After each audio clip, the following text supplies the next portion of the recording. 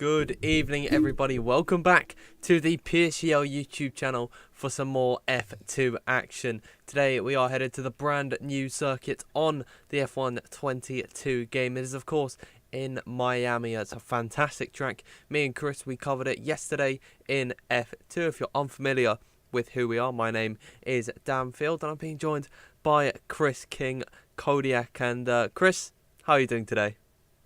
I am very well, thank you, Dan. Ready and raring to go. You see my wife go across the back of the shot there. She's just grabbing a few things for our youngsters.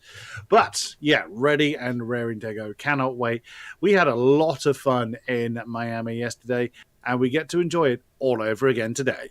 Absolutely, and of course the F2 grid is sure to bring some magic for us this evening. Let's have a look at last week's. Actually, we don't have a graphic for last week's results, but it's basically the same as the standings, which is of course on your screen. And unfortunately, I've got the wrong image up there. There we are. We have Rune Pedreño. He took the win in Austria, and then we had Joost Noordijk taking second. So the Spaniard running the order at the moment on 16 points. Noordijk in second. Third place belongs to Georges Nader with 10 points, and then fourth for Max Wissel on 8. Norbert Jakob had a good race to come up through the order. He's now on 6 points, and then 5 points for Duncan Hoffland, who lines up in 6th. 7th for Sam McBride after a pretty nice race up the order. The same goes for Floris Vyers, and then rounding out the top 10 is Bent Zabo Konyi and then Alfie Butcher. And let's see how this affects the constructor standings.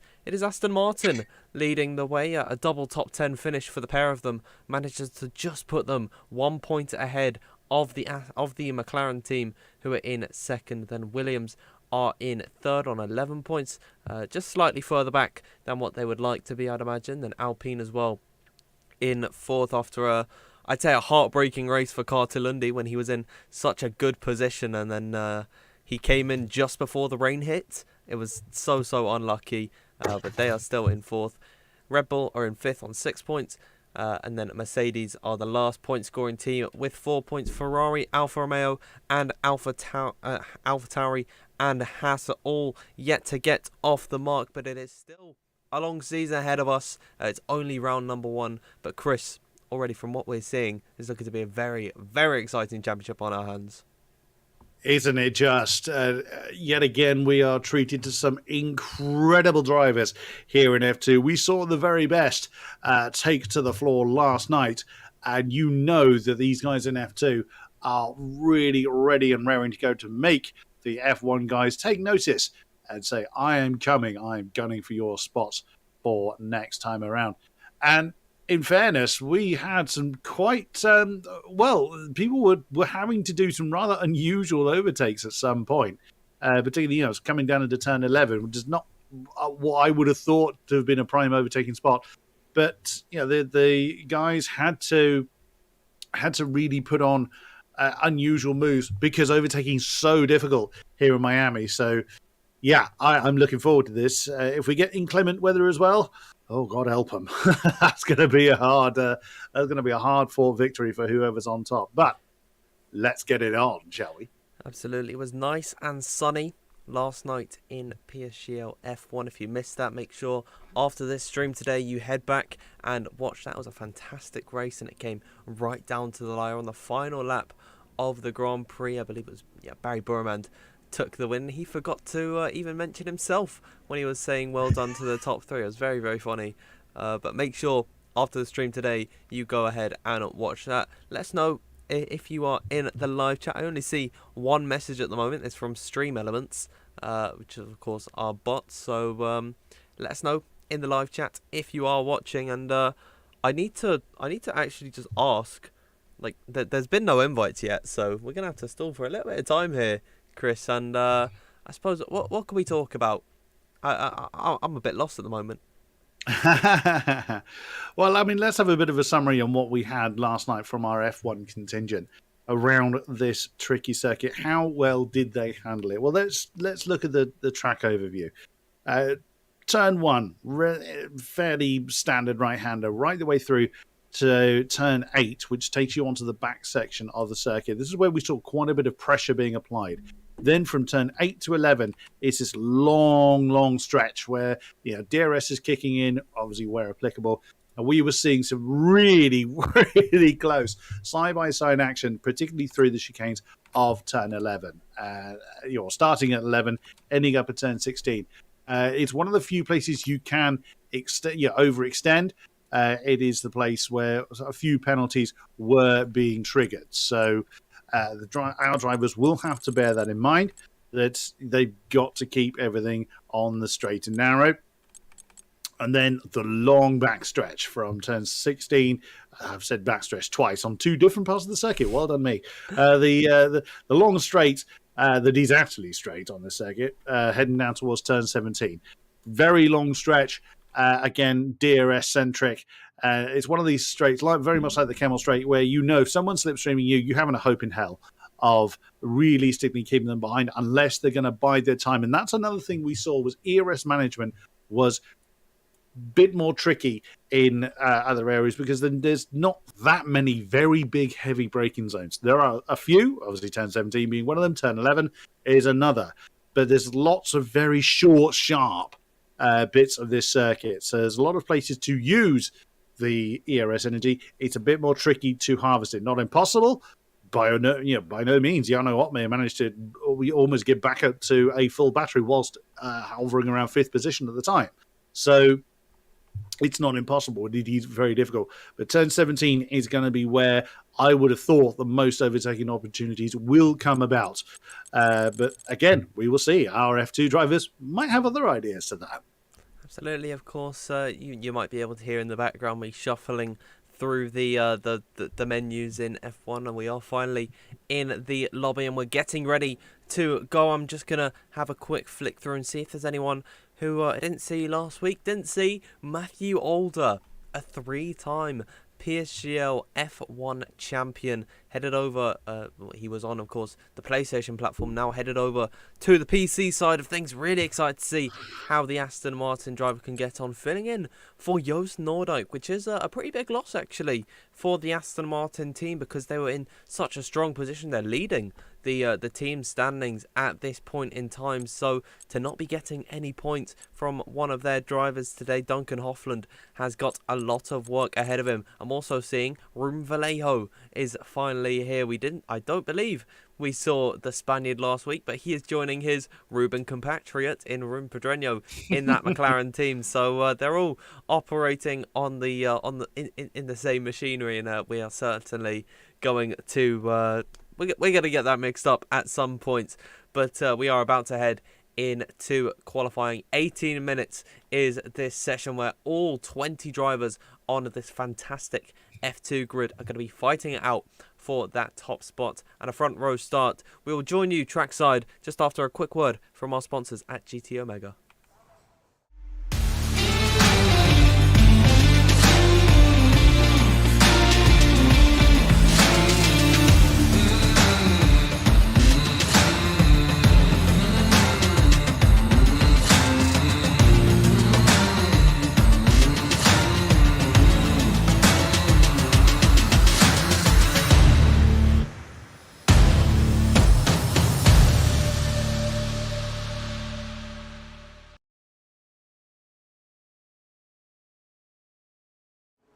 And here we are trackside at the new Miami circuit, built around the Hard Rock Stadium, and I love the way that they designed it in this game. We are now getting ready for the 18 minutes of qualifying, and already, Chris, we are seeing all the drivers exiting out of the pit lane. They have no time to spare. It's only this that they get. We don't have the three-phase qualifying that we typically do in F1, and there's one thing that I'm noticing, and it's in the big sky up above.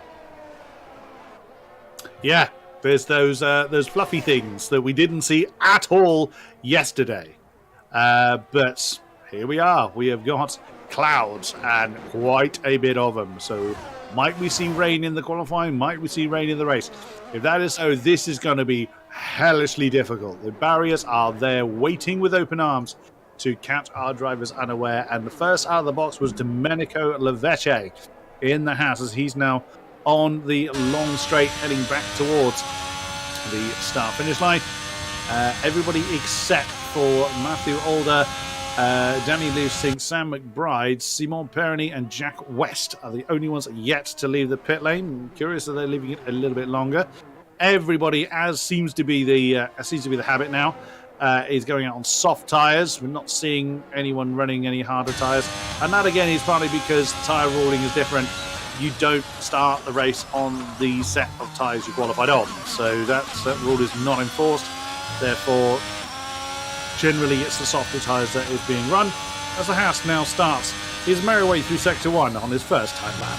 Here he is now through the twisty first sector. Domenico Levecce, a part of the Ferrari esports team as of last season, as he heads into now what is the first sector split.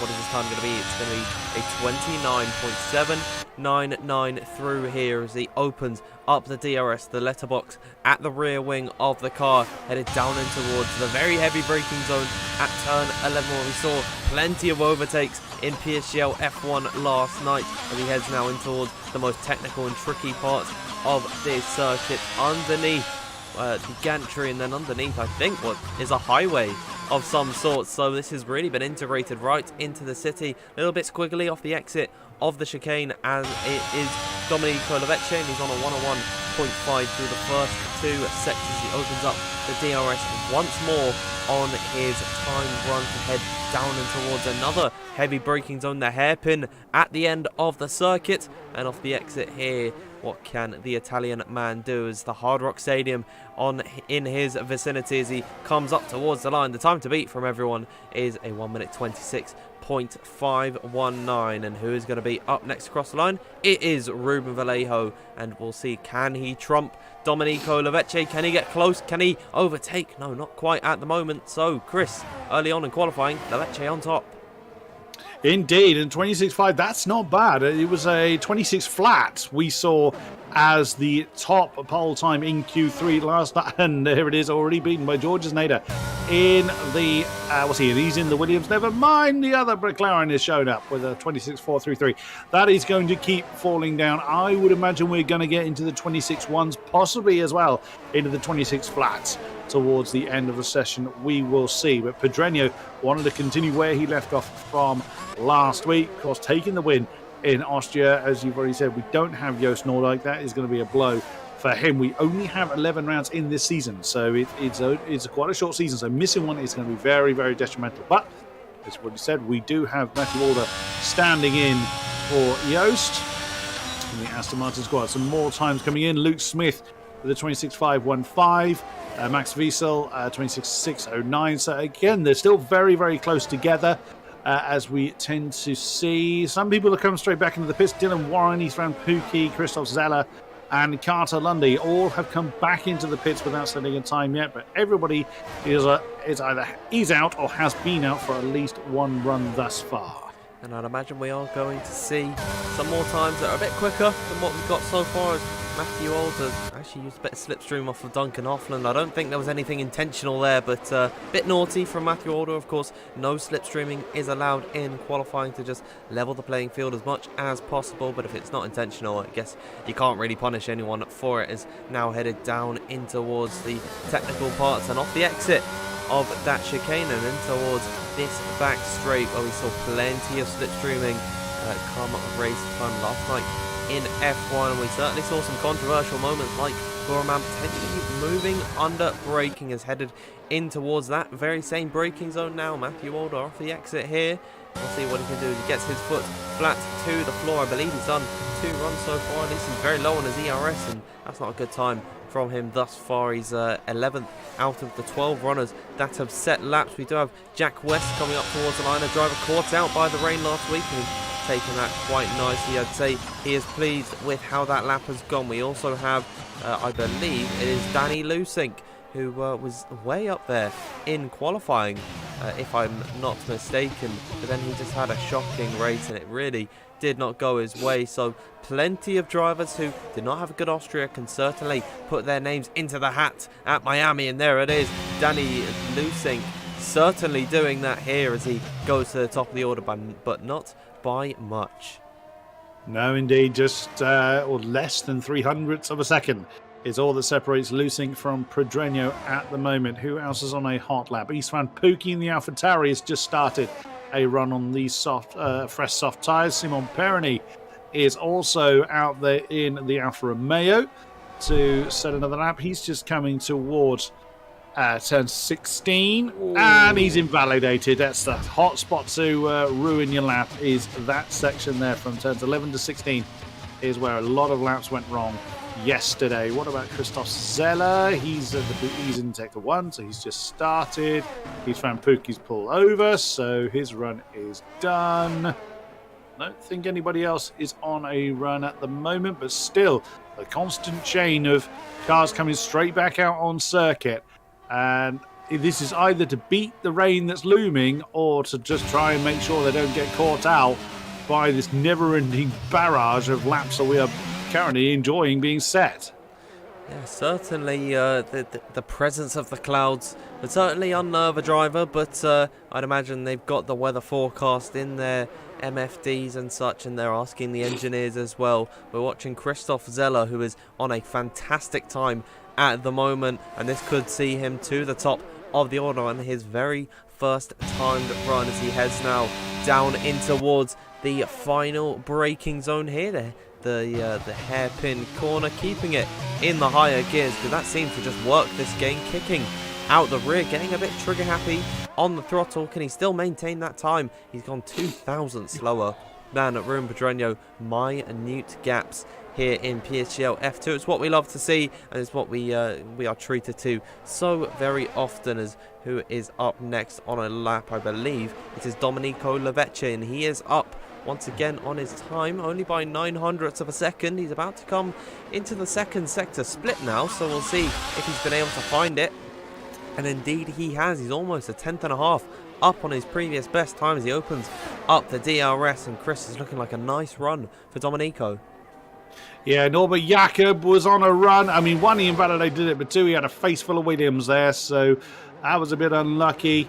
Carter Lundy is now out there on a lap in the Alpine, so he's ready to go. And Domenico Lavecce has gotten into the 26 threes now. 23s, that would be impressive. 26 threes.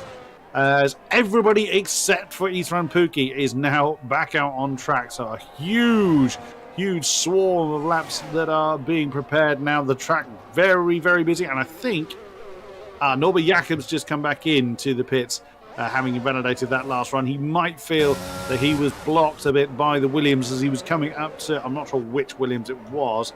It might have been Alfie Butcher, but I'm not 100% certain on that. But he might have felt he was blocked during his run. Either way, he had invalidated the lap just at the point he got to his rear wing. Got Primož Miklavčić on a timed run at the moment, and he's up by a few tenths on his previous best. This could see him into the top 5, potentially, maybe on the front row, or indeed on pole position. There it is. Oh. Trumping Domenico Lavecce by a good few hundredths of a second. That's a nice and tidy lap there from Primož, another driver that did not have a very good race last time in Austria. So another driver that needs to prove himself today. We've got the Mercedes car of Andrei Tarabukin's invalidated. Pedreño's getting out of the way. We have Lusink on an outlap. I believe it is Dylan Warren up next on a timed lap, unless it's actually the Williams car of, I believe, Alfie Butcher, is it? Or is it Georges Nader coming up towards the line? We'll see what he can do. He's peeling off into the pitch, which means that Dylan Warren is our next time run. Another driver making his debut this evening. I'm not too sure who he's replacing. It's one of the Haas cars. You'll have to... that is his seat. He was absent last week, I believe. I see, okay. Well, he's not set a very respectable time. Alfie Butcher has, though. Oh, he has? Wow. Alfie Butcher, a 1 minute 26.2. That's a fantastic lap from the Williams. Oh, Max Vita right behind him, just 14 thousandths behind in the Alpine. My goodness me, the times are creeping down, and we're not seeing any kind of lull in the qualifying action at all. We're not getting that kind of quiet before the Banzai phase. that we tend to see. Istvan Pukki is back out there on a lap along with Simon Perny. Simon's actually about to finish his laps. Let's go through the final couple of turns with the Alfa Romeo. What can he get on the board? It's only a 26.7. So he's got time to find. Istvan Pukki has got a Haas. Nicely done, whichever Haas driver that was. It was Dylan Warren, I believe. Yes, it was. It was Dylan Warren getting out of the way. My goodness me. So, working his way through the very, very difficult twisties at the end of Sector 2. Now it is the long straight for Istvan Pukki, the FES driver, screaming down towards turn 17. I can tell Dylan has only done 3 laps of time trial prep. Oh, that's... oh dear, he's in for a very rough time if that is the case. A bit of a lock-up there for Istvan coming into turn 17. Can he recover it in the AlphaTauri?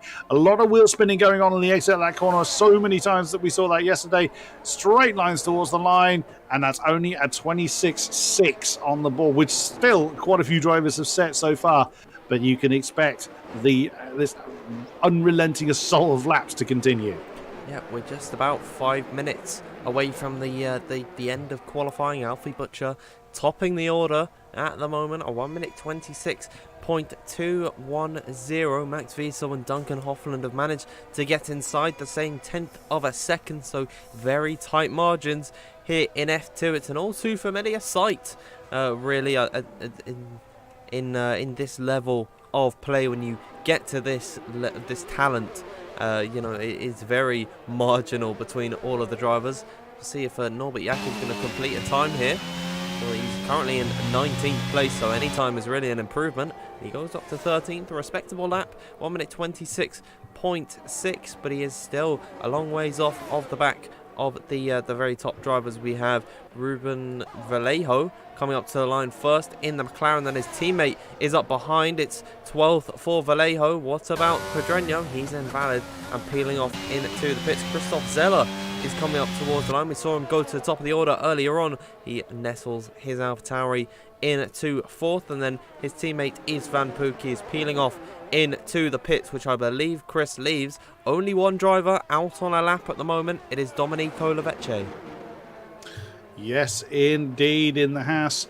He is just coming through turn 13, 14 now. Can he utilize all of the apexes as best he can? Yes. So the answer to that keeps it legal and keeps it valid. 26.360 his time to beat as he aims for the top spot in the podium, screaming down the straight in the Haas. What can the Ferrari power machine do this time around?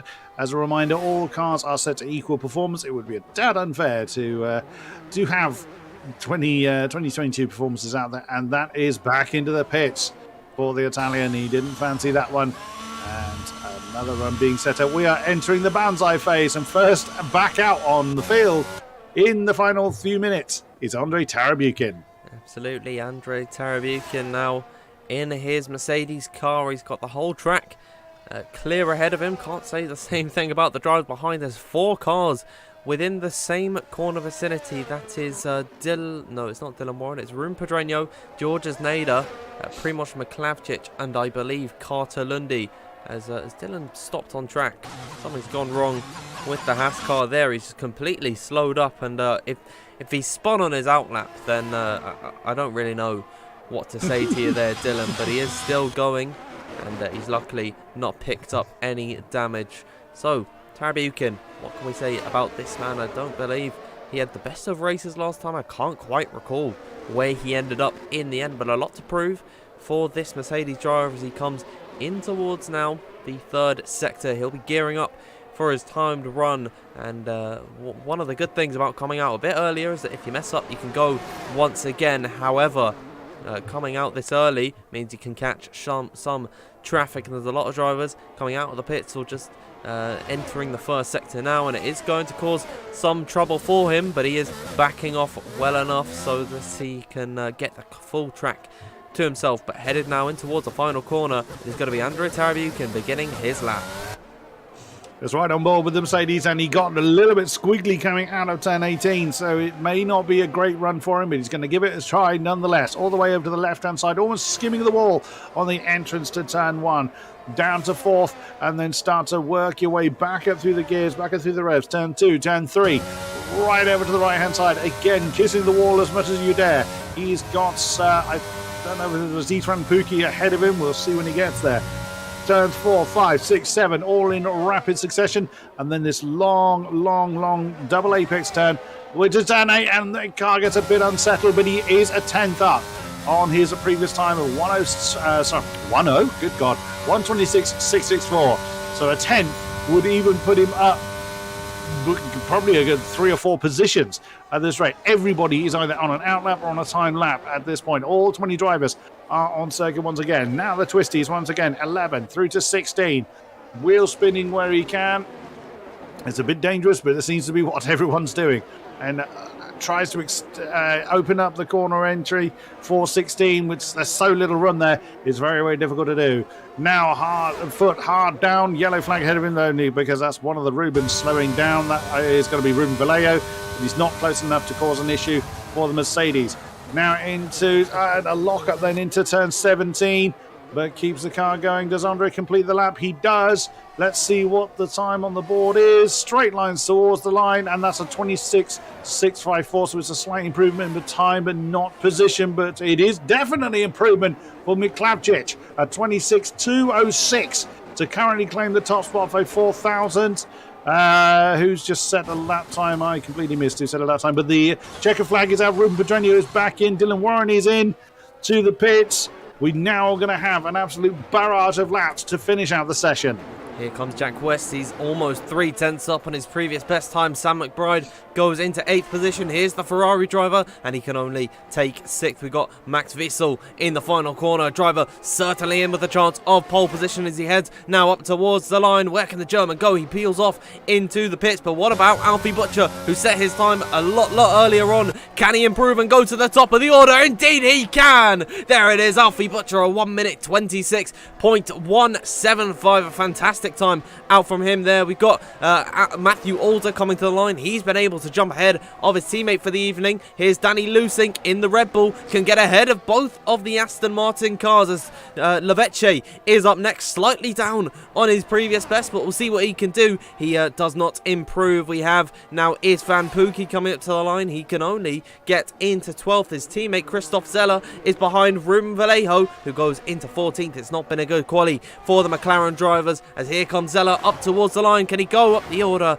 He can only get into 6th. A respectable time from him there. We've got Georges Nader down on his time. Primoz Miklavcic not on a push lap, which that brings us to the end of qualifying here. Alfie Butcher with a fantastic lap to put himself into the onto the front row of the grid. And Chris, I'm going to ask you to do a little bit of research here. If you can go back on the F1 stream and see where that would have put Alfie, that'd be fantastic. But how about that for a qualifying session? I will do exactly that, but I suspect it will be somewhere around the 3rd row. But I will confirm that very shortly. If you would kindly go through the results once I do that. Absolutely. We can just see as the drivers still running around the circuit. Alfie Butcher leading the field, and he's up by quite some time. Let's actually, just before we can see all the results classified, we have 19 drivers in 0.5 of a second. The top 10 is separated by less than 0.2. The top 6 less than a tenth. So incredibly tight margins around this track. And we were watching the Ferrari driver of Luke Smith, and he's had an awful qualifying today. But let's run through your starting grid for this race. Alfie Butcher on pole position with Primoz Miklavcic alongside him. It's Max Wiesel in 3rd and 4th place for Georges Nader. Danny Lusink lines up 5th. Alongside him is Christoph Zeller. And it's an all Aston Martin 4th row because it's Matthew Alder ahead of Duncan Hoffland. And then it's Jack West in 9th. And rounding out the top 10 is Domenico Leveche We've got Sam McBride in 11th, starting alongside him is Isvan Pookie. And then the two McLarens, without a good qualifying today, they start 13th and 14th. Luke Smith in 15th, 16th for Norbert Jakob. Tara Buchan 17th, 18th for Carter Lundy. Simon Perronier in 19th. And then 20th position is Dylan Warren. But that brings us to the end of what was a very exciting qualifying. It is Alfie Butcher starting on pole after a very commanding lap from him. I can confirm that that lap from Alfie Butcher would have put him 6th. So I was indeed right with row 3.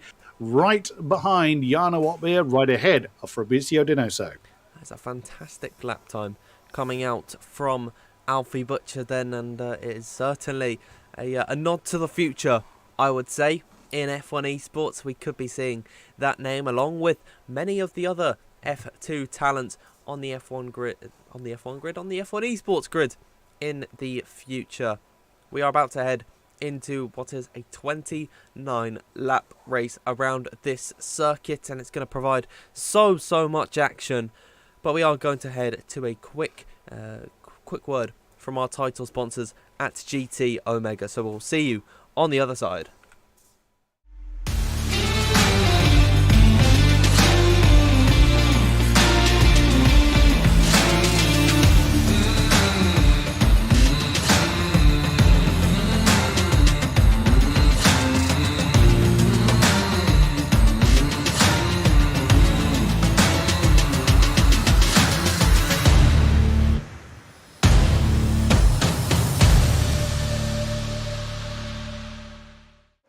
Welcome to the race, everybody. We're on the formation lap now, and it is a lot brighter than what it was in qualifying. Still a slight bit of cloud coverage up ahead, but we can certainly see the clear blue skies and the sun peeking through as we are rolling off on the formation lap. And Chris, let's have a run through of what the tyres are. All of them are on hards, so okay. with the nice and straightforward for us. Now, we did see a couple of people trying medium starters, and I've forgotten who it was, but somebody really made it work, and somebody really didn't. It backfired badly. Again, trying to capitalize on the softer tires and how difficult it is to overtake, trying to get as many positions with the packs so heavily condensed, it just did not work. By and large, so it looks like everybody has got the same idea on what to do as Alfie Butcher now leads them through turn 16. Everyone has to weave pretty hard to get these tyres up to their operating temperature, and wow, look at that. It's the Rimpadrenyo, our race winner from last week, down in 13th position alongside his teammate on row 7. So Struth, that's not what you expect.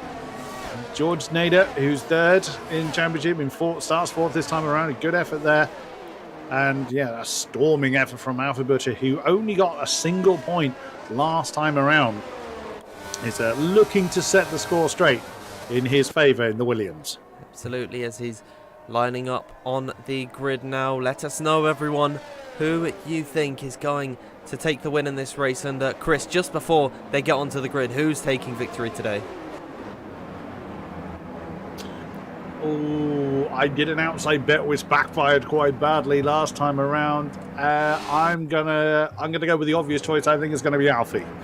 Okay, and let us know in the live chat, everyone, who you think is going to take the win, as we're just waiting for Norbert Jakob to line up in 16th.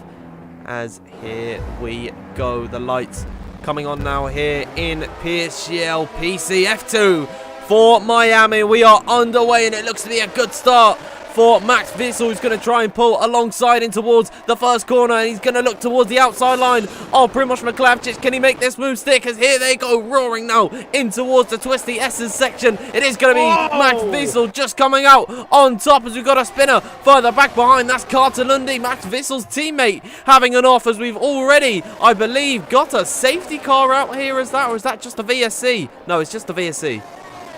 Yeah, chaos at the start. We didn't see that yesterday. Carter Lundy with no nose on the car. Andre Tarabukin towards the back. Rimpadrenyo also missing the front wing. Oh my goodness me. It was absolutely chaotic. It was started by Matthew Alder. Now, I'm not sure he was at fault position. He may well have been pushed around, but it was his car that was kind of sideways in the track around about turn 4 somewhere, and then absolute chaos ensued. So yes, it is a VSC by the look of it. I don't see the safety car being deployed, so it is a virtual safety car at this point. Oh my goodness, we didn't actually see either safety car, virtual or real, last time around. So it didn't take long for the F2 guys to do it, but that is going to be. It depends how long the VSC lasts for those that need to get in and get their noses changed. But are they going to try mediums for that length of time? I can't see it. I can't see that they'll last anywhere near that length of time. No, they're certainly going to have to make 2 stops in this race, as we're just waiting for all the debris to be cleared up, and then we can get back underway. And here we are back into racing conditions at the end of the first lap. It's been a slow slugfest, but now we are finally going to get up to top speed. As who can we look at to try and make a move, as all the drivers in behind go for their pit stop? We're riding on board with Georges Nader, who's slipped off the back of Primoz Miklavčić, but not as bad as what Max Wiesel has lost to Alfie Butcher, who's now 7/10 up the road. So it's been a great start for the Williams driver, as here is Jack West, also another driver without a good race last time out, and that was because he was caught out by the wet weather coming out at just the wrong time, and he could have been on such a fantastic race, and it was really taken away from him as he's closing the gap to Danny Lusink. And I think that he wants to go for the moves. The Welshman using the battery. Danny Lusink defending heavy to the inside, and he's scraped the wall. Has Jack West there, and he's going to be careful to not. Oh dear, Danny Lusink's just gone completely off the circuit. Might have outbroke himself. Almost got into the back of Christoph Zeller, and now he's at risk of losing the position to Domenico Levecce. So on lap number 2, Chris, scrappy stuff already. Yeah, it's getting a bit desperate out there already. So the 3 cars that have pitted, Lundy, Pedreño, Terrabucan, all together, and 27-ish seconds behind the field. So they're in for a long day unless another safety car is deployed. No DRS, of course, yet, as Domenico Levecce has a look on the inside line coming down towards turn 17 on Danny Lusink. No dice at the moment, but Alfie Butcher still has Max Wiesel for company as the fastest lap now changes hands a few times to Miklavčić at the moment. There's Danny Lusink in danger of losing the DRS range to Jack West at the moment. He's going to have to work hard to maintain that second gap. He's used over half his battery already. But then, in fairness, no one is as particularly healthy on the battery stage until you get down to about 8th place. 8th or 9th place, you're starting to see your batteries more towards the top end of the scale. But those up front have had to use a lot of energy to stay where they are. Yeah, at the beginning of the DRS period, let's have a look at who has made up the most positions. It's been a fantastic getaway for Jack West, Luke Smith, Istvan Pukki, Simon Perronier, Dylan Warren. They're all up 3 or 4 positions. Some of the biggest losers, of course, are the drivers who had to come into the pit lane. Danny Lusink's lost 2 places, as here's Sam McBride to the inside now of Luke Smith. Outbrakes himself. Luke says, see ya, bye. Sends him the switchback move. And that was very nice and tidy there. I think Sam was just a little bit too ambitious on the brakes, and he's really been made to look a fool, really, by the Ferrari driver. But it's been a well-worked overtake, I would say, for Luke Smith. Well, he wasn't overtaking, but it was a great defence from the Ferrari driver. He is just outside of a points-paying position at the moment, and he really does need it to get his championship underway. The same goes for the Ferrari team on the whole. Neither him or Jack West scored last race, despite being so far up the order in qualifying. They really do need to redeem themselves, and Luke Smith, he is on a charge and trying to find his way into that top 10. Yeah, it's the title defence for Luke's not gone well so far, has it?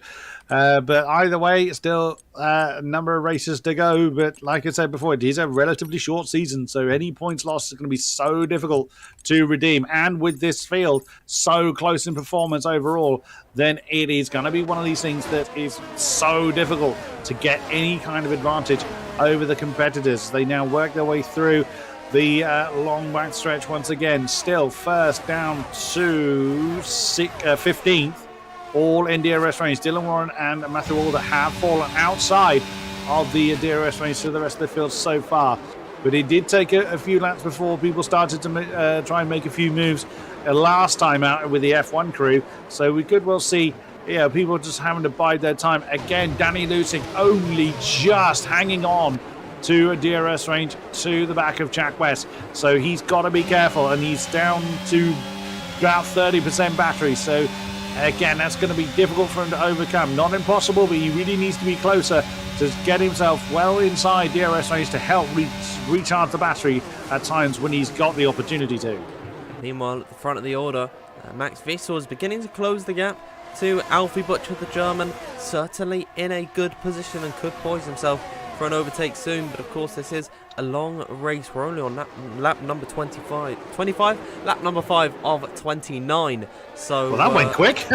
Yeah, wow, that was fantastic. Thanks everyone for watching this race. Yeah, no, Max Wiesel, he can certainly set himself up for a move if he wanted to. I don't imagine that Alfie Butcher would want to defend it too hard, however. We'll just have to wait and see, because the DRS straight is up next. The gap is about 0.4 of a second. He could certainly use some of his battery and try and go for this move, but I'd imagine that that is not going to be the case. Could be a different story for the drivers back behind, because George's Nader's getting close to the rear of Primoz Michalczyk, because this is something you quite commonly see. It's just so difficult to overtake in a DRS train. Duncan Hoffland might try and make it work, headed in towards turn 11. Doesn't quite work out. He's getting closer to the back of Istvan Pukki, and if he wants to score all the points for Aston Martin today, 10th is really not going to cut it. But of course, in comparison to the title rivals of McLaren, neither of them are in a points-paying position. Pedreño is way off the back of the field at the moment, and Vallejo is a few cars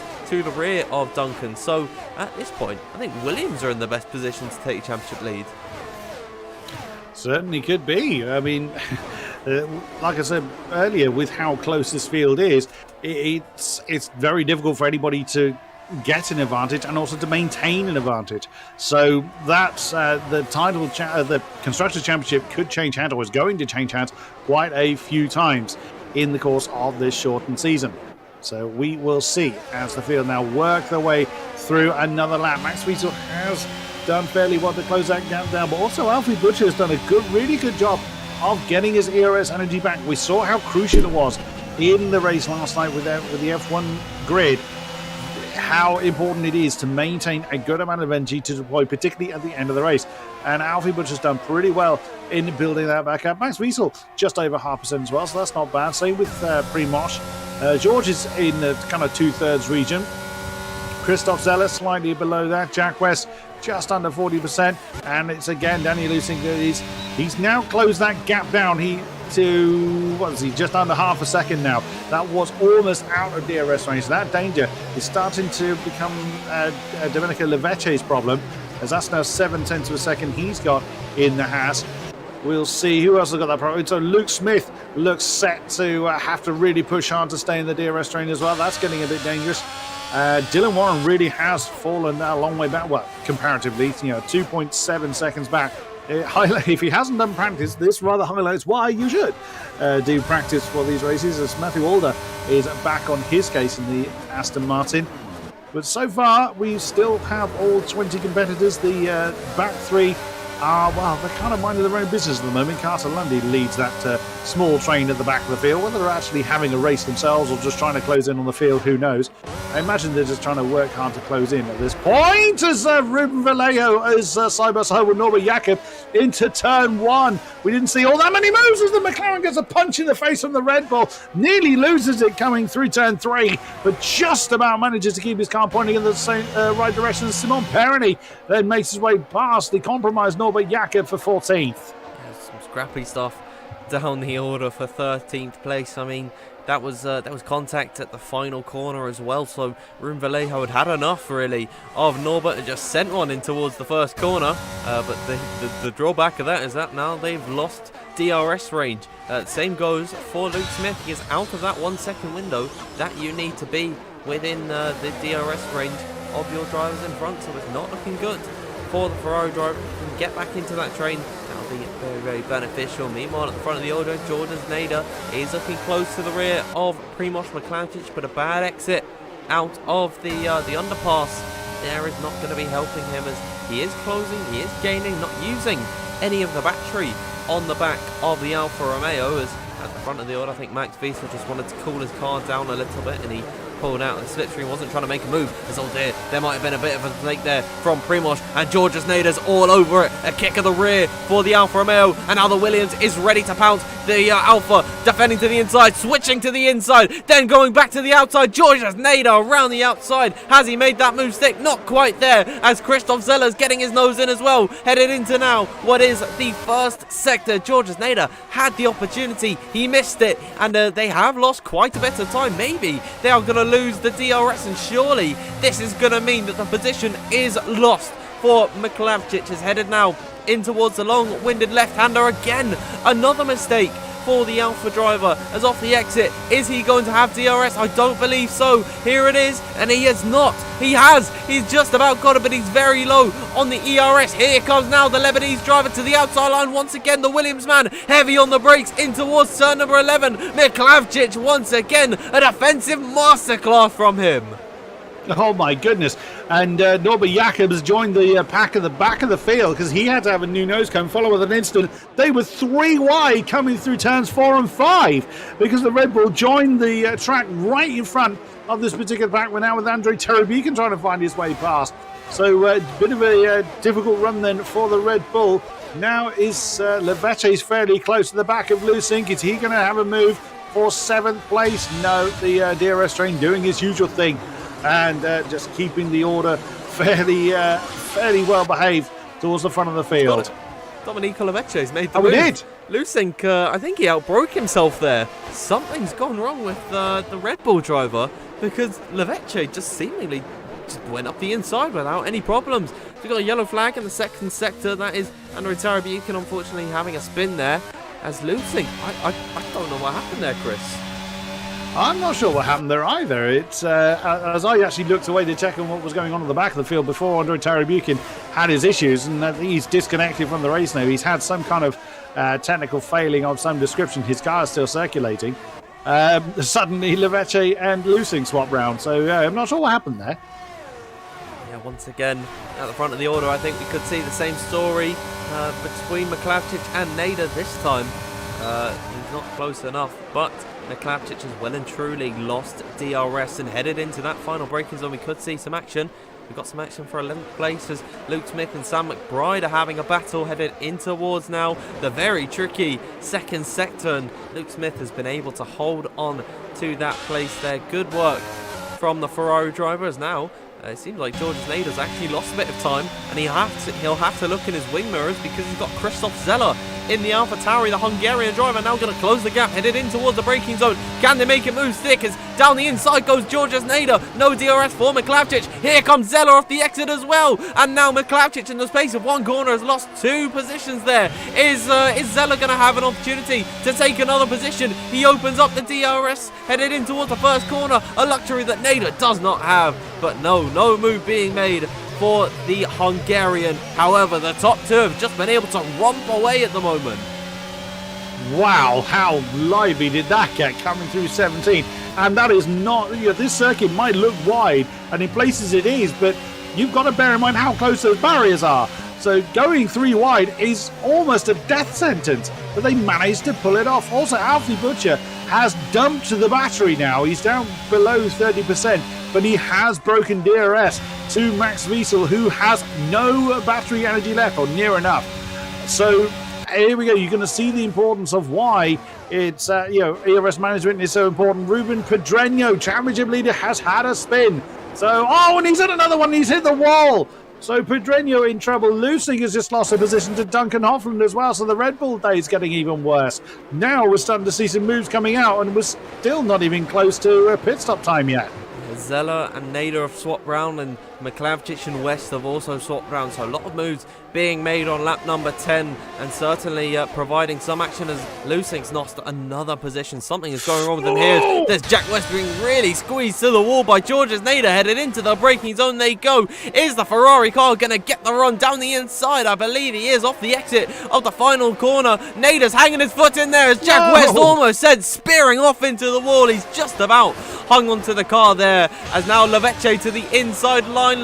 Jack West going to completely chop off the Haas there. No contact made, so all is fair, but now that was That was a scary moment for Jack West, and Nader was really saved by that. He's been able to keep 4th position, and now he's going to have the DRS on Christoph Zeller headed in towards turn 11. My goodness me, that was very, very lively again coming through that last turn. And Leveche now looks set to try and put some moves on Jack West. I mean, that must have been a very, very scary moment for Jack as the tail just completely let go coming through that last turn. So, but he did manage to keep the Ferrari out of the wall. That is the crucial part for him. He's going to have to, I mean, everybody is going to have to. Oh, Jonas Nader has made a mistake coming into turn 11. Side by side now between him and Jack West as they are working their way through the twisties. Ferrari on the inside line. Banzai is the inside of turn 14. And now we've got several corner, well, actually those corner cutting ones are slam dunk penalties, which George Nader has managed to fend off Jack West, but George has a penalty along with Mick Klavcic and Danny Lusing. I saw Matthew Alden manage to get the track limits penalty. My word, that was that suddenly got very exciting very, very quickly, and it looks like Sam McBride's trying to force his way past Lusing. He's gone too deep into turn 17, and into the pits comes Luke Smith. So it's a fairly early stop for the hard starters. Lusing is in as well, but it could be that they've burned the best out of those hard tyres. And now we're going to start to see some more medium tyres coming out a little bit more realistically. And Pedreño has retired his car, so no points for the championship leader. Yeah, that's going to be a big blow to his championship, and I'd imagine that we're going to see a good few drivers overtaking, and I think Alfie Butcher is in prime position to be a candidate for the championship lead at this point in time. I think it might actually be Max Wiesel taking the top spot if that is the case, because Max has been able to have a really good round number 1. He's only improved in the second race here in Miami. We're watching Duncan Hoffland on the rear of Primož Michalčič, who has got a 3-second time penalty to his name. In terms of the ERS, Duncan can see that the 2 cars in front of him, Istvan Pukki and Primož Michalčič, have both got the blinking red light, which means they are below 10% on the battery. Hoffland has 60%.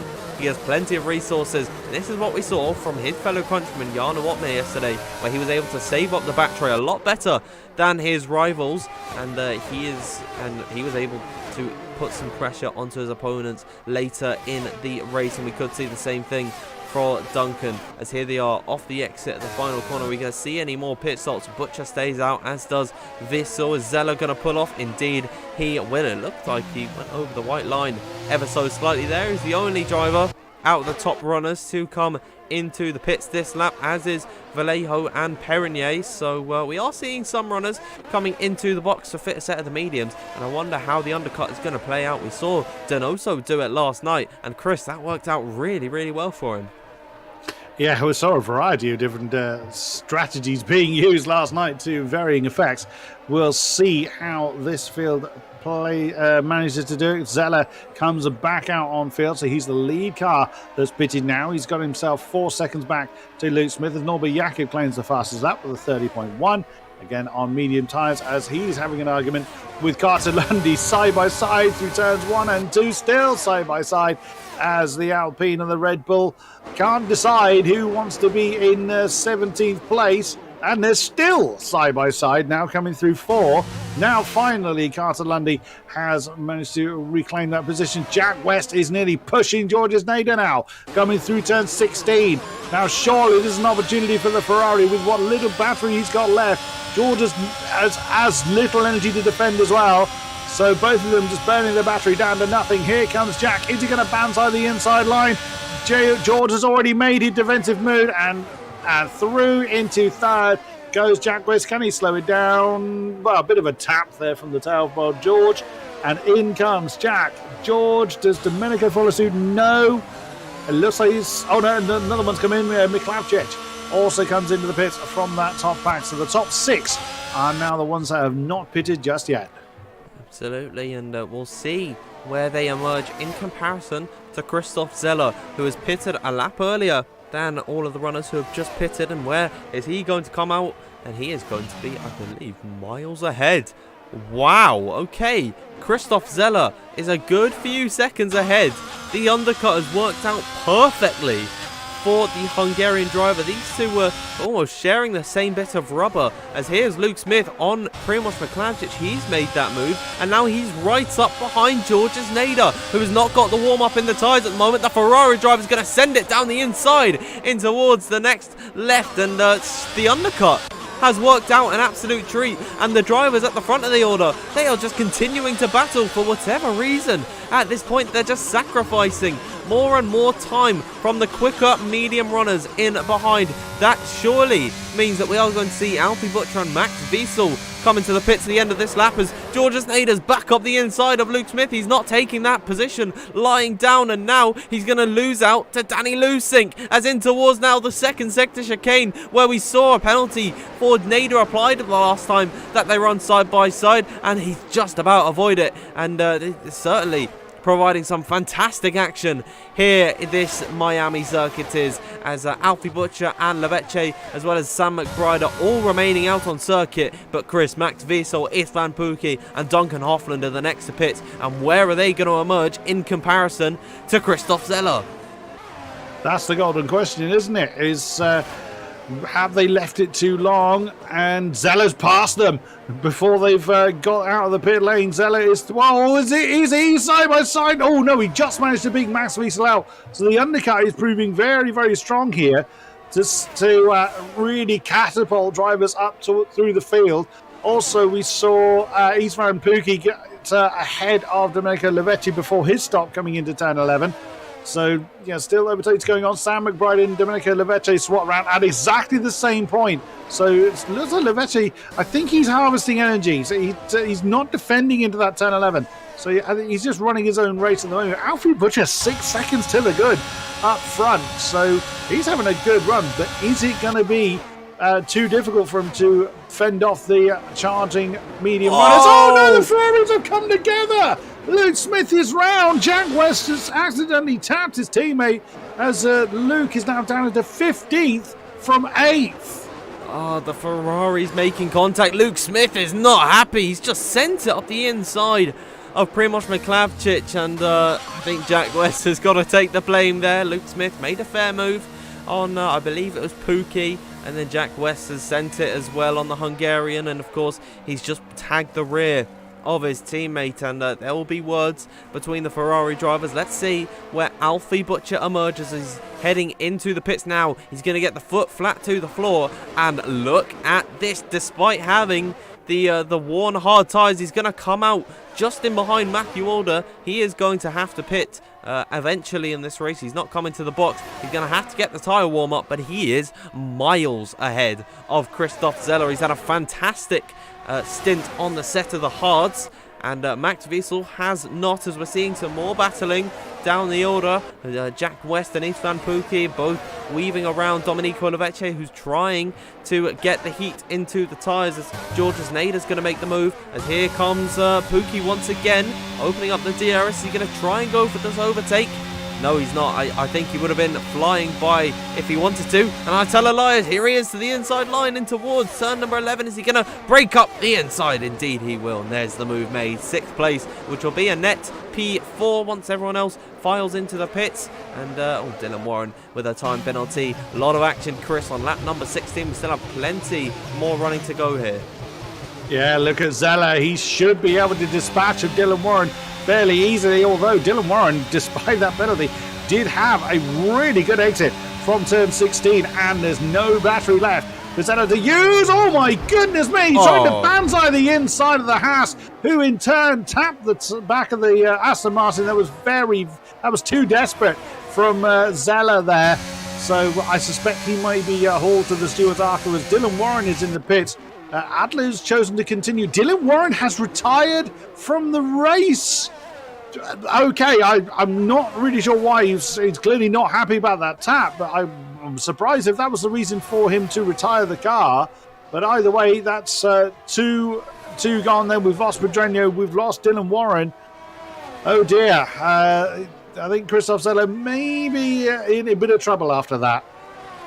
Yeah, I mean, Zeller, he's on the faster tyres, but that was a battle for position. It wasn't like it was blue flag conditions, so they had the right to hold the position, and Zeller was just not having any of it.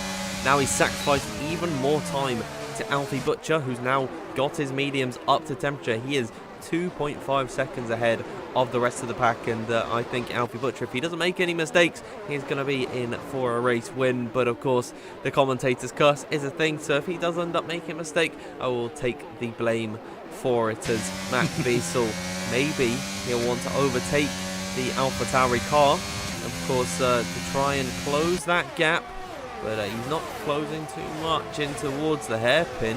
I don't think we're going to see any moves this time, but I can see Leveche in behind, though. He's trying to make a move, as is Sam McBride, as Leveche's to the inside, Sam McBride to the outside of Simon Perronier. Can he make the move stick? Is just given enough room off the exit of the final corner, but now he's going to have the momentum of going around the outside, and they're still going to run wheel to wheel down the straight. He's had to give that one up, but he is close to the inside line of Simon Perronier. Is he going to be given the respect and the room on the inside? Indeed, he will. Fantastic racing between the pair of them, and it's going to continue on into the first sector as Sam McBride sent into a spin. I think that was just of his own volition. He's been able to keep it out of the wall, which is good for his race, but really unfortunate. And I think it was a pretty impressive 360, and he's left the session. That is his day done. He's not decided to come into the pits and retire the car, similar to what his Mercedes teammate did actually, where he's just left the session, and that is his day over. It was a shame. I was riding on board with him at that moment. I didn't hear an impact that sent him round, as Leveche has managed to get past George Isnader again, turn 11. That seems to be the favourite overtaking spot, but it's very easy to go too deep and end up in that very small runoff area, so then have to fight side by side through the twisties of then turn 12 up to 16. So it's a very, very challenging spot for people to be making an overtake, but that's where most overtakes have happened so far in this race. Now, Matthew Walder is going to be he's a very popular man at the moment, because he is holding up popular depending on who you look at, I suppose. He is holding up this DRS train from 4th right the way down to 14th. Surely he's going to come in this time. Yes, he does. He brings in the Aston Martin for his stop. And Alfie Butcher nearly 3 seconds to the good now over Christoph Zeller. I mean, it's been a fantastic race for Alfie Butcher. A lot of these drivers saying that they just don't like this circuit. It's not fun to drive, but Alfie Butcher's really in his element here, and he's been able to just consistently pull out the gap to Christoph Zeller in behind. As the AlphaTauri's actually, I'm just looking at it now, they're having a fantastic race, which is completely uncanny to what they had last week, where they just did not score any points at all. But Max Wiesel might have something to say about this, because he's closing on the DRS straight. And really, Zeller's defenseless, as here to the inside, the German Alpine runner goes, and there it is, the move is made. Max Wiesel up into second position. He's going to try and hunt down Alfie Butcher. It's going to be a big, big task. He's 2.8 seconds in behind with slightly more worn tyres. It's going to be certainly a tricky race for the German, but if anyone can, it is the man who has been so consistent already in these 2 rounds, in and around that top 5 for the entirety of the last race, and indeed this race where he's been fighting for the win, and now the P2 slot. So if anyone can do it, it is Max Wiesel. Very, very true. He's going to be doing his best to break away from Zeller as best he can. Alfie Butcher just needs to, doesn't need to really push too much. He hasn't got much ERS energy left either. It's 20% at this point in time. Jack West is still piling the pressure onto István Pukki. I would imagine Zeller needs to be keeping half an eye back to his teammate in that 3rd, 4th position at the moment. It's around about 3 seconds, but the more he kind of tangles up with Max, the more likely that gap is going to absolutely evaporate. If Max is going to press on, burn the best out of his tyres with, what have we got, 9.5 to go, he could still try to mount a challenge to Alfie Butcher. But again, he's got no battery life, same as Zeller. István Pukki about 25%, Jack West about 40%, Domenico 20-ish, George Isnader 17. The reason why I'm going on about the ERS energy so much is because here it's so important. We've seen time and again, no one has the ability to challenge if they are absolutely out of battery. Yeah, it's so difficult to charge it around here, as Miklavčić has picked up another penalty. He's had an awful day today after such a strong and promising qualifying from him, it has really gone down the drain. As if you're wondering as well, I'm just noticing Duncan Hoffland, he's now back in the train, but if you're wondering why he's fallen so far down the order and behind the likes of Vallejo and Perrinier, it's because he had a spin, I believe, on his own in the first sector after the pit stop phase, and that's why he's off the back of the field, as Vallejo is now inside the top 10 and in a points paying position. He's got the runners that have penalties as well directly in front of him.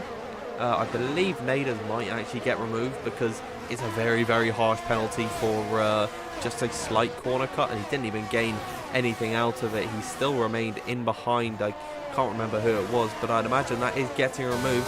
Still, though, it's been a good day for Ruben to find his way up the order and inside the top 10 when the McLarens did not have a strong qualifying whatsoever. One of them has unfortunately retired, the other still in the race here as we head on towards lap number 21. The tyre's not going to be in the best nick here, Chris, and surely this is where the advantage is going to swing the way of Leveche and Pookie, who have got slightly fresher tyres as well, Duncan Hoffland, than all their rivals. So surely the tyre life is going to be a big factor here.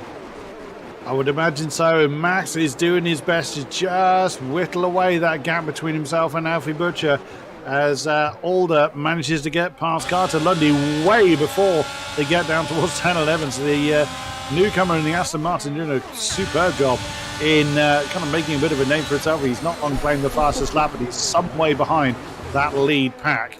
As Leveche and Jack West into that final turn. The Haas bit squiggly as he's still side by side with the Ferrari. What a great exit from the final two turns for the Ferrari to storm back through into fifth position, but he locks up into turn one. But Domenico made that a little bit worse for himself, so could not mount a challenge back. So the challenge for fourth now reigniting again, as not only is the Leveche trying to attack Jack, but Jack is still hanging on to the coattails of Istvan Pookie, as Christoph Zeller is still trying to keep Max Wiesel company.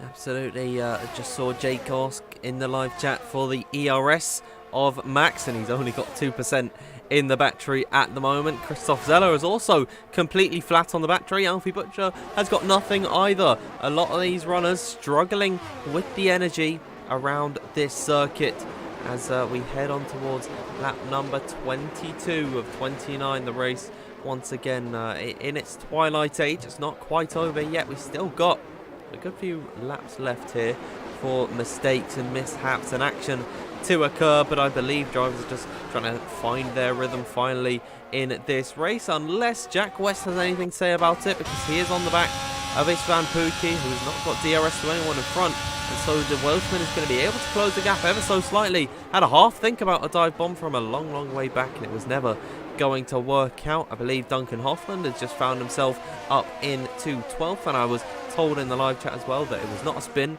It was a hit from a Red Bull car, so that's either Lusink or Norbert Jakob. But it's been a good recovery, I'd say, from the Dutchman to now be back into 11th and in a potential for a point-paying position with the fresher tyres than those around him. You've got to think that Hoffland is in a good place, and he's right on the rear of Simon Perrinier.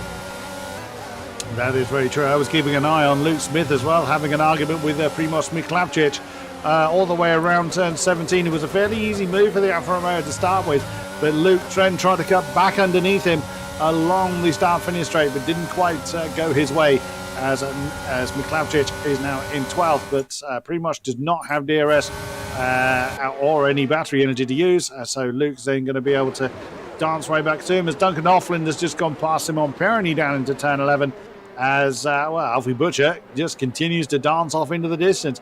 Very little battery energy left, but with the 3-second buffer behind him, all he needs to do is maintain that gap. He does not need to push any harder.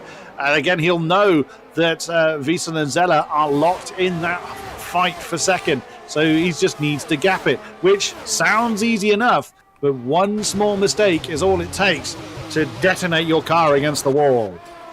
Yep, there is very little margin for error around this circuit. It's so easy to just run slightly wide. If you catch a little bit of oversteer or understeer, you could be finding yourself into the wall as we head on towards lap number 24 of 29. 6 laps left to go in this race. Alfie Butcher once again stretching his advantage. He's now 3 seconds ahead of Max Wiesel. And I think Max Wiesel's got to look in his wing mirrors because he's got Christoph Zeller right in behind. That gap was a lot smaller. Headed in towards the first corner. It's now up to 6/10. It's pretty difficult to follow in that first sector. So I think we have to cut a little bit of slack for the Hungarian and the future esports driver in towards FES driver. I don't know if he is going to get into F1 esports. He well and truly can if he continues on his upwards trajectory. The FES team really picking up some great talent as Leveche in behind trying to find an overtake on Jack West as in towards the second sector chicanes they go. It's going to be very tricky to overtake in the DRS trainers. We've just seen penalties for both Danny Lusink and Rune Vallejo coming out here, so a lot of drivers being caught out by that turn number 13 chicane, I believe it is, as here it is, Christoph Zeller could try and make the move on Max Wiesel in towards the hairpin corner, and I think if he wanted to go for that, he certainly would have. So that makes his intentions clear, Chris, that he is going to stay in behind for the time being. Yeah, it looks like the weather is going to hold off for the remaining laps of this race, much to the relief, I would think, of our drivers, as Zeller is still very close to the back of Wiesel. Both of them under 20% battery in the tank. We'll see what they are able to do. Meanwhile, Pookie still fending off the advances of the Ferrari, and that's trouble for Lusink. Danny Lusink is round in the Red Bull. That is likely, that could well be a VSC. His car is still stranded there. It hasn't moved. So trouble then Safety for Red Bull, and there it is. It's full safety car. Oh my! Oh, drama in the dying laps of the Miami race. Oh my goodness me! It's going to take a couple of laps for that safety car to be served. Alfie Butcher is going to be livid with that. Tell you what here, Chris. I'm going to get my tinfoil hat on right now. We saw Danny Lusink not move. And I think he wanted to, I think it might have been an intentional ploy to possibly cause the safety car there. I mean, I don't know. And we can't really, blame anything for it. But the safety car has been brought out. He hasn't got a front wing, in fairness. So it is justified that they would need some form of yellow, global yellow flags. We'll move on from that. I mean, this is big drama. That sort of thing will get you removed from the likes of PSGL. So if he's done that on purpose, he could well be facing quite a serious penalty. Deliberately stopping on track is a very big no-no. So you can't do tactics like that, and that is going to really make Alfie's day that a little bit harder. Jack West has come in along with a slew of cars. Georges Nager, Jack West, Georges Nader, Duncan Hoffland, Simon Perney, Primoz Miklavcic, oh, struggle with his name, and Luke Smith going for the soft tyres. Why not? Throw the dice, see what happens. Because, of course, the safety car is going to bunch everybody up. Oh, my goodness me, this is now blown completely open. I don't know who is going to come out on top today. There's so many different factors that could come into effect. Is it going to be enough time for the soft runners to get their tyres up to temperature and then overtake all of their rivals? It's certainly going to be very easy to do so if they're onto the back of the exit and in the corners as well. As we'll just have to wait and see. Jack West will be that leading medium runner, but I wonder if there is a potential penalty coming his way if Luke Smith decides to launch a protest, because if you think about it, Luke Smith would be in that same position. So, hypothetically speaking, he would be in that fight for a potential podium at the end of this, and now he's down in 11th and mired behind a lot of other drivers. So we could see a steward's inquiry for Jack West, and I don't like to point fingers too often, but I think I might have to here, as it did look a little bit naughty from Jack West. Certainly not intentional to say anything. I don't think he would have done that on purpose. But I'm not too sure he's going to be in the best place. And oh dear, Andrei Tarabukin or Sam McBride's Mercedes car. It's Andrei Tarabukin's car is causing some issues, because now he is ahead of Jack West Ferrari, and Jack West has had to give that position back. And you know how slow these AI cars move. It is horrible. I think we're in for a lively last 2 laps of this race as we now start at lap 27. So 3 to go. And where are our wounded cars? Have they actually made it back yet? I'm not 100% certain they have. Where's Danny Lucy?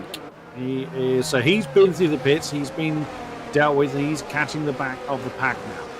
So Sam McBride's ghosted Mercedes. That's going to be holding up Alder, Jakob and Lundy. And God knows what carnage. Well, I mean, in fairness, Sam McBride's ghost is in the pack now. So that shouldn't... I mean, Andre Tarabukin has returned. You're a tad late, sir. There's a lap down here. I think it might just be for him to come into the pits or maybe just pull off. And if so, that is actually some great sportsman.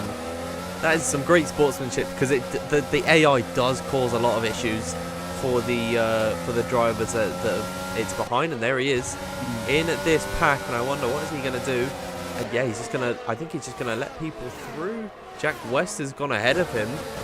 And yeah, because he's, like you say, he's already a lap down, so it shouldn't cause any particular penalty. He could actually... there you go. He's fair play. Yeah, he's actually got the car out of the way. So that's, again, good sportsmanship from Andre Tarabukin there to get back into his car to ensure it is out of the way. Carter Lundy was the last car position-wise on track. He's now at the back of the field. Now, is the safety car going to come in this time? It would be nice if it did, but it doesn't look like it's going to. The lights are still on. There it is. So we do indeed have a 2-lap shootout for this race, and Andre Tarabukin just needs to kind of just bring it in and park it properly, which he should have really done first time around. But this is pressure on Jack West if nothing else. The lead soft runner with everyone on ahead of him on warm medium tyres, 2 laps. Oh yeah, this is going to be interesting. This is going to be fireworks. And Alfie Butcher is taking his sweet time with restarting this race. The safety car is in the box now. When does he pull the trigger? I believe it is now. We are back underway, racing here in PSGL. Let's watch for Jack West, and already challenging to the outside of Ruben Vallejo, headed in towards the first corner. They go. It's been a terrible restart for the McLaren drivers. Andre Tarabukin retiring in the pits. Here it is now to the outside as Vallejo cuts the inside line there, but I do believe that Jack West is indeed ahead, and what a restart for the Ferrari driver. George Nader has been able to get through, and I get the feeling, Chris, that Ruben is going to sink through the order. Absolutely. He was almost lost another one to... he has just lost that to Duncan Hofflands, the Aston Martin on the inside line, coming through turn 8.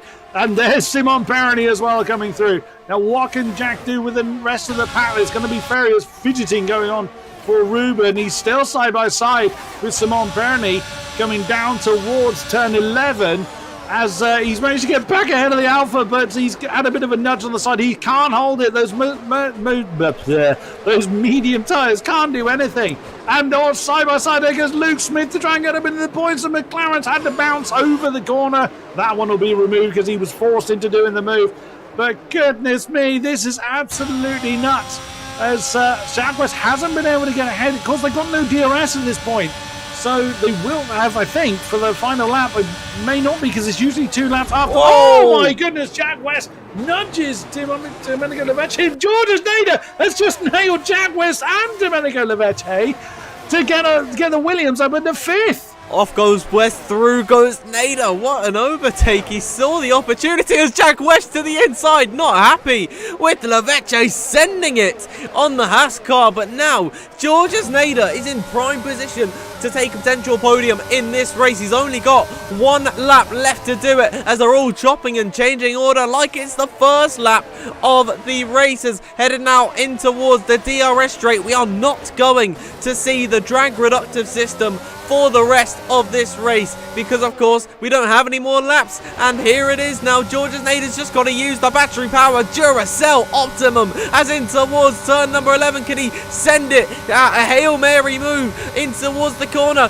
Islan Puki defending. Oh, he's in the back of him. George's Nader makes contact. They're both off the circuit. Nader sent into a spin. Islan Puki has gone off the road, and Jack West is going to steam on through, as is Duncan Hoffland. Domenico Leveche surviving in this one. Big drama right at the end of this race, but through it all, Alfie Butcher, he has no one to contest him here, as in towards the final braking zone, he's been able to streak ahead and stretch his advantage on Max Wiesel the entire race, as off the exit of the final corner they go. Alfie Butcher's gonna take to the line as a winner in F2.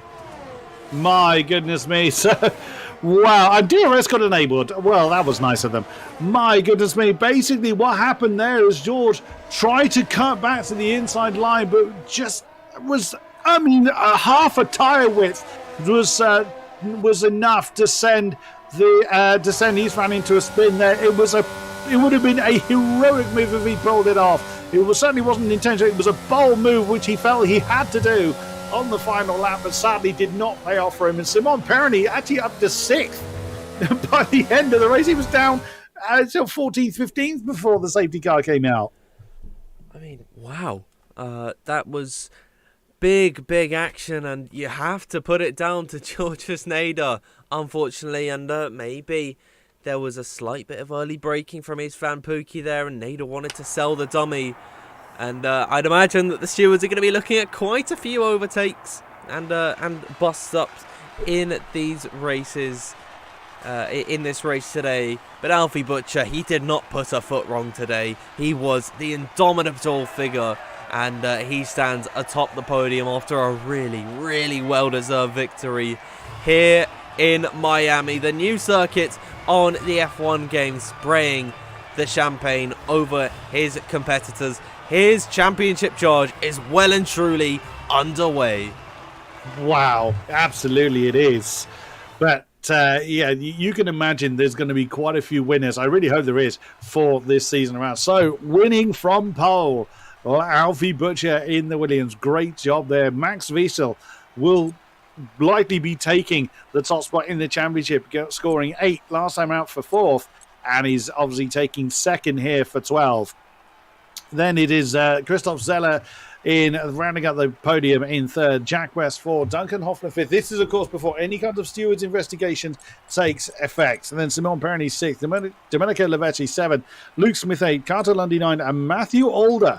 My goodness me, stepping into the Aston Martin, was down at the back of the field through alternative pit stops, and in the very death of the race comes to in 10th. Because of on-track penalties that, again, could be challenged, and stewards' inquiries that no doubt have got to take place. Eastman Puki 11, Danny Lusing 12, Sam McBride 13, and I didn't even get any further down. Norby Jakob I saw was 14th, and we lost a few before the checkered flag fell. My goodness me, what a... Alfie Butcher, take a bow. That was superb. That was just brilliantly driven. He didn't have to push. He didn't push any harder than he had to. He could have very easily tried to just build a gap. He didn't need to. He just maintained the gap. But I bet he got nervous when that safety car came out. Yeah, I mean, who wouldn't be? Leading the race by so many seconds. He was about three and a half ahead of Max Wiesel. For that gap to be completely cut away right at the end of the race is certainly going to knock your confidence. But it did not let him. He didn't knock his driving ability. I mean, he was able to streak away over a second right at the end of the race. Maybe Max Wiesel just wanted to secure the P2 and defend from the soft runners in behind, which certainly caused some drama. Istvan Puki and Georges Nader having a massive collision right at the end of the race, knocking them both out of the points. The pair of them running off the circuit, and it's big drama in F2. And I believe it was Ben Price noting that the stewards are going to be very busy tonight, and I think they definitely will be. Yep, they absolutely will. That goes with the nature of league racing, especially when the field, the skill gap top to bottom is so minute that we have here in F2. You do see more adventurous moves going on. My goodness me, what a great race we've been treated to! And if we get a chance to chat to our drivers, it would be great to hear their input. It's not mandatory. We don't. It's not absolutely mandatory for our drivers to come and have a chat to us, but it is always nice to get their input on how their race went. Yeah, is there anyone in the waiting room at the moment that we could drag in? Not at the moment, no. Okay, well, hopefully somebody joins and we can get an interview. I'm just going to pull up the calendar on my phone just quickly so I can see where we're headed next week. If I'm not mistaken, it is Spa-Francorchamps, and indeed it is. Spa-Francorchamps is next week, and that is certainly going to be an interesting race. It's almost the complete opposite of what we have here in Miami. You know, it's really tight around this circuit and very twisty, but I feel it's a lot more flowing around Spa-Francorchamps, and it's also a lot wider, a bit more margin for error, and in real F1 we could be losing it from the calendar, and it's not made the best races in the past, but in league racing it always serves up a treat. Very, very true. I genuinely hope that we get to enjoy Spa for a number of years to come. I've always enjoyed Spa from a driving and a commentary perspective. Long may it live, is what I say there. Absolutely, and it is also a circuit that Simon Perrine really loves, and he's had a rough start to the season. He had a good race today, being able to pull his way up into P6 by the end, but he was not strong in qualifying. Last season, he was able to fight Jarno Opmeer around that track for the win of the race. He didn't end up winning. He ended up coming in second place, but this is certainly a circuit that Simon Perrine does tend to enjoy, and hopefully it can bring him up to where he sort of was last season. Of course, last season, I'm just looking at the stats on my phone, he ended up second, just 1 point off of Luke Smith, and he's looking to reclaim that form. I think, Chris, if there's no one in the if there's no one in the waiting room now, then we're not going to see anyone at all. And no, I wouldn't blame them, because I'm sure there's a lot of chat going on in Discord and privately or what have you. But no, none of our drivers have come forward this time. Oh yeah, I might actually just look at the F2 channel and see what's going on. There's a lot of not nice things being said about each other, and they're not very happy with one another, but that is understandable with league racing. It's a competitive environment, but I believe from us, Chris, unless there's anything else you'd like to say, then I think we're done here. I think so. What a great race we've had on a circuit that you wouldn't automatically think would generate huge racing moments. Again, the real life one I wasn't so keen on, but my goodness me, it certainly lived up to a wonderful reputation that we enjoyed last night in the F1 race. The F2s really did us well. A few questionable moments that I'm sure the stewards will have to discuss, but either way, what a fantastic end of race that we enjoyed. Absolutely, it was fantastic action here in PSGL PC F2 as the season is going to continue on next week. I will not be here for that race, and you will still be in the safe hands of Chris Buxton, but I'm going away for a week. I'll be back for the next race though, but from us that is all. Make sure you follow us on social media. It's Premier Sim GL on Twitter and Instagram, and then make sure you subscribe to us on YouTube. It is the big red button right beneath my head. At this point, you cannot miss it, and you will not miss any of the PSGL action. We still have plenty of races left to come in this season, both on PC and PlayStation, so make sure you tune in for more. You can follow myself on Twitter at DanFieldF1_, and you can follow Chris at KingKodiak_UK. But from us, it is thank you and good night.